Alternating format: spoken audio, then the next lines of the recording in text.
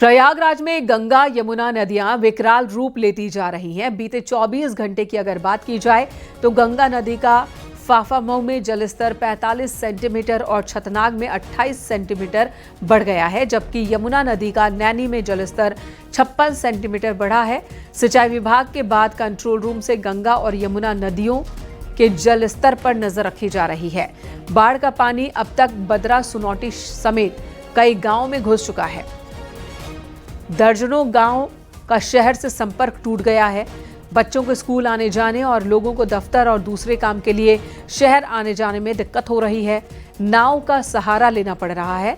बाढ़ से प्रभावित परिवारों के लिए 26 बाढ़ राहत शिविर बनाए गए हैं। 3 बाढ़ राहत शिविर शुरू कर दिए गए हैं, जिनमें कई बाढ़ प्रभावित परिवार इस वक्त रह रहे हैं। एसडीएम सदर खुद बाढ़ राहत शिविरों की मॉनिटरिंग कर रहे हैं। बहुत परेशानी, निसंदेह परेशानी तो बहुत होती है, क्योंकि हम लोग आवागमन का ये मुख्य मार्ग है और यहाँ पर पानी भरने की वजह से सिर्फ एक ही मार्ग बचता है, गाड़ी अपनी खड़ी करके और नाव से आवागमन करें। या तो गीले हो जाए तो पानी यहाँ भी भरा, यहाँ तक भी हो जाता है, यहाँ तक भी हो जाता है, तो ये खतरा रहता है।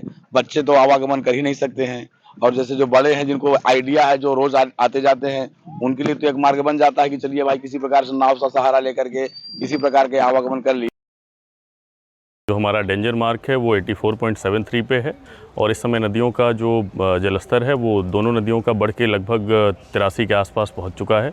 इसके संबंध में प्रशासन की तरफ से, राजस्व विभाग एवं आपदा विभाग की तरफ से सारी तैयारियां पूर्ण कर ली गई हैं।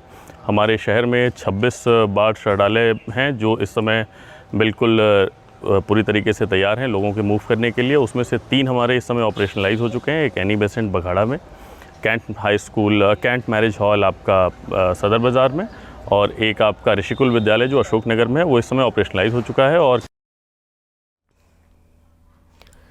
उधर बलिया में गंगा नदी का जलस्तर बढ़ गया। अब रिहायशी इलाके में भी बाढ़ का पानी घुस रहा है, जिससे लोग परेशान हैं। लोगों का कहना है कि रास्ते में बाढ़ का पानी आ गया, जिससे आने जाने में दिक्कत हो रही है। प्रशासन की ओर से नाव का इंतजाम नहीं किया गया, ये आरोप लगाया जा रहा है। डीएम ने एसडीआरएफ टीम के साथ नाव से बाढ़ग्रस्त इलाके का जायजा लिया। डीएम का कहना है कि जिला प्रशासन बाढ़ की स्थिति पर नजर बनाए हुए है। बाढ़ के लिए हम लगातार सतत प्रयासशील है और हम उन गांव में भी जा रहे हैं जहां जहां कटान की या बाढ़ से प्रभावित होने की संभावना है। अभी गंगा का जो जलस्तर है वो स्थिर है। ट्रेंड ये पता चला कि अगले 2 से 3 दिनों में घटने की संभावना है, बट हम अलर्ट है, हमारी पूरी टीम अलर्ट है। हमारी बाढ़ चौकियां एक्टिव हो चुकी हैं और हम लोगों के और स्थानीय जनप्रतिनिधियों के संपर्क में हैं।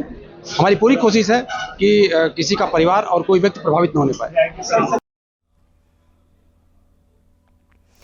झांसी में बांधों से बेतवा नदी में लगातार पानी छोड़ा जा रहा है। प्रशासन लोगों से अपील कर रहा है कि बांध के पास न जाएं।